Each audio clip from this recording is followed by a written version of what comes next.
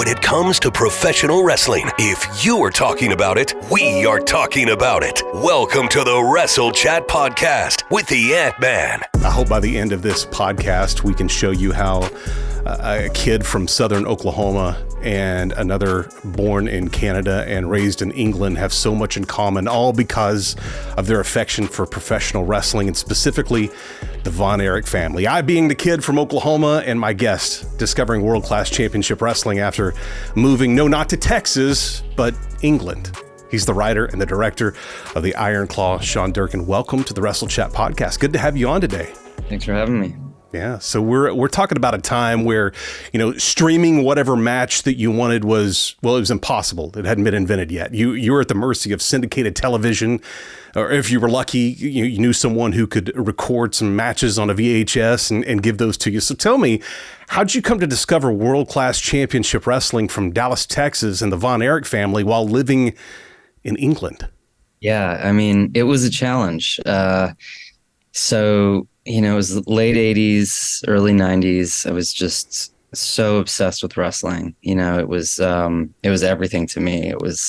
I was getting home from school, playing with my wrestling toys, going to school, trying to convince my friends to come over to my house and wrestle, writing characters for them, like trying to host events. So, and then every time something would come through, my dad would take me, and it was everything, but it was never enough. So it's like every, issue of Pro Wrestling Illustrated I could get my hands on, back orders, and then just like tapes, any tape I could find. And I must have come across, I can't remember exactly, but I must have come across like a best of NWA tape, that had some Freebirds, Von Erich's Sportatorium matches on it. And, it was just at that point, everything was pretty colorful and, verging on cartoonish. And to discover the Sportatorium at that moment in time it just looked different. It was exciting. It was just, more raw, dirtier. It was, you just like wanted to be there and feel that energy. And then at the same time, I got to see Kerry live in person in the WWF. So I was sort of able to, put these two things together and just really loved them. Was Kerry your favorite? Yeah, I don't have a favorite. I love them all. Kerry was mine. Kerry was my favorite growing up, and they would, not tour like they do now, but they would come to small, gymnasiums in southern Oklahoma where I grew up.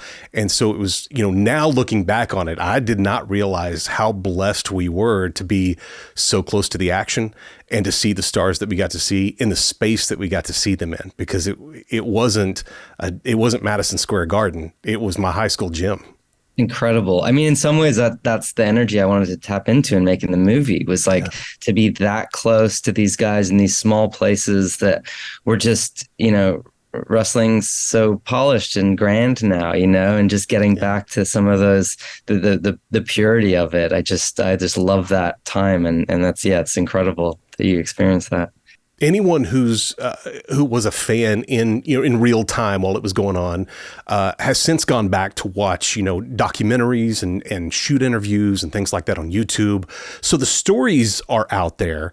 But what I absolutely loved about the movie, The Iron Claw, is that it was unsensationalized, if that's a word, and it was also all in one place. It wasn't from an objective of somebody trying to prop themselves up. How were you able to compile and make sense of all the stories that you heard for this movie in order to make the movie? Yeah, it was the big challenge, right? Like, when I started the writing process, I knew a certain amount just from memory and experience, but when you start digging into to build a timeline of events, both from a wrestling standpoint, from a sort of family event standpoint, and then filling in those gaps with, getting to know the brothers through whatever way you can from what was out there.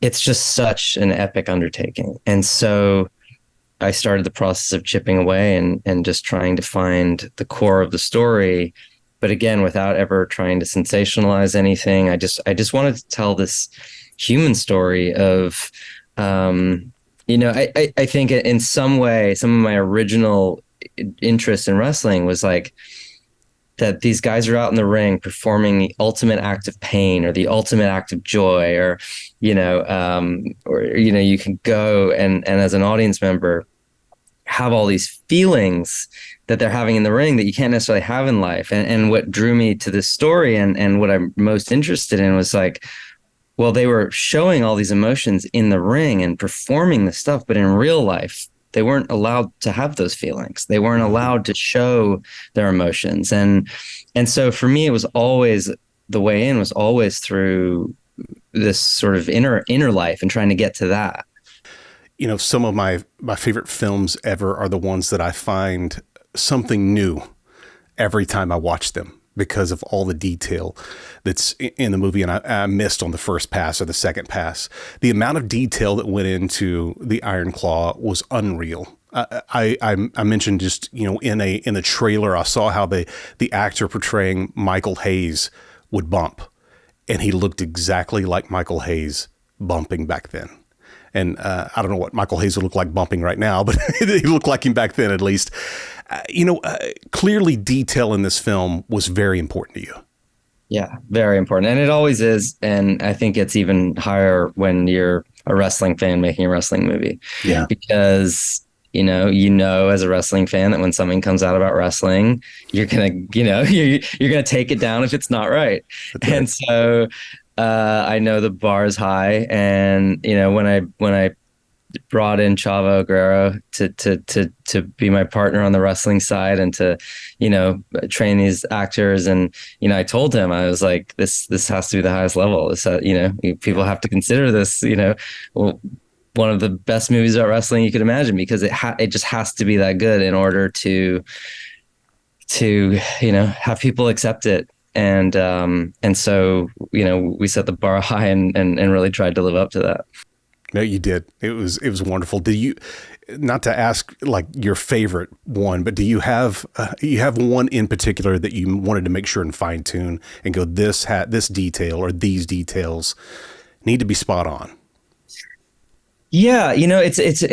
There was definitely some things like, costume things. There's some iconic moments, right? Some of the robes, like, some of those things we wanted to recreate those to give you that, that sense of place. And like having Gino and Brody in it felt really important. And not only them in the ring, but them backstage, that conversation, that, them on the road, like being idiots in a bar, you know what I mean? Just like having a bit of that life to it felt really important. And having like Skandar Akbar in the first scene, like just like these things where we're not necessarily announcing them, but they're there, and if you know about them, you can see them.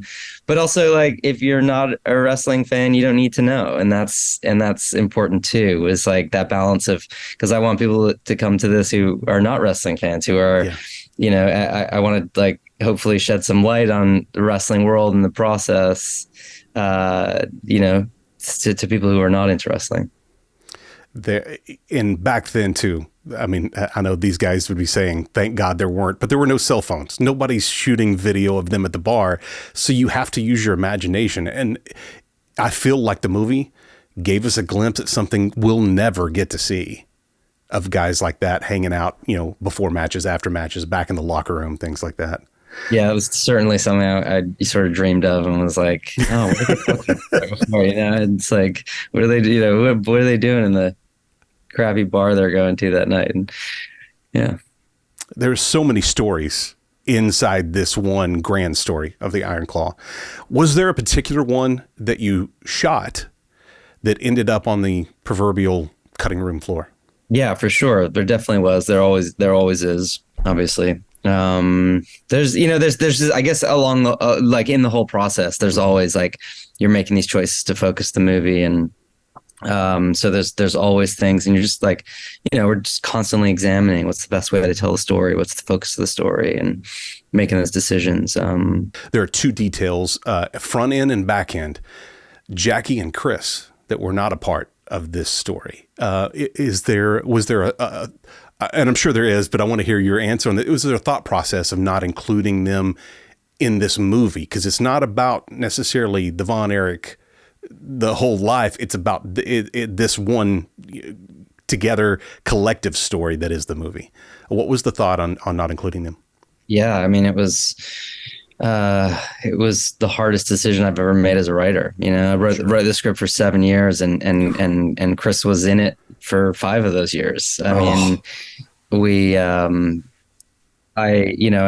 we basically at a certain point have to separate the real life, and you have to focus on characters on a page and getting a movie made, and what the storytelling is. And on a human level, it's one thing, but on a storytelling level, there's a repetition that occurs and that the movie couldn't necessarily sustain. And so I made the very difficult decision to take some of the things I learned about Chris and bring them into the character of Mike, so that Mike in the film is a little bit of Chris, a bit of Mike. And but everyone becomes a character in a movie essentially at a certain point. And just had to make that call. And it was also just about that the film isn't about grief. It's not about basking in that. It's about trying to get the energy of the family and Kevin's survival. And again, it was just feeding into making a story about Kevin's survival. And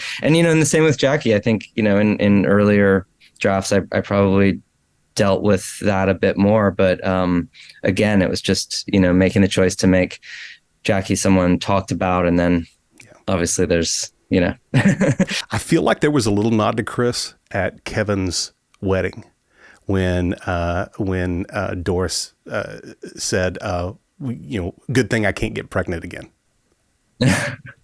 And I don't know if timeline that even matches up, that like, okay, it could have been around that time. I felt that like that was a little wink if you just paid attention. And if it wasn't, just let me believe it was. Okay, got it. Listen, I know you wanted to tell this story of the Von Erich family without, the input of one particular person, just one from one point of view. And what I mean by that is you didn't want it, from Kevin's point of view, or from, let's just say someone inside WCCW, like Bill Mercer's point of view on this. What would you say your biggest challenge in accomplishing that was, though? Yeah, again, just trying to collect everything.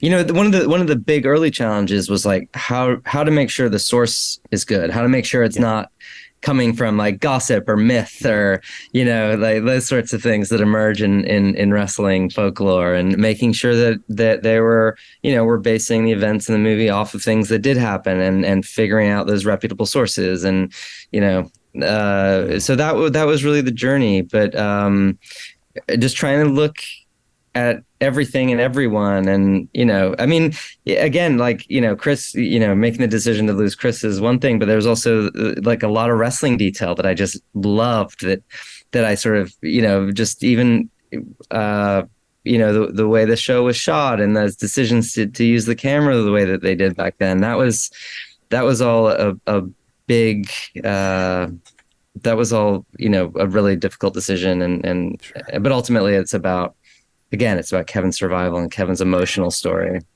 Yeah, for sure. For those who aren't fans or don't get what pro wrestling is, there can often be, at times a stigma around this form of entertainment. So I wonder how much convincing there was of individuals at the studio or with any particular actors to be a part of a quote unquote wrestling movie.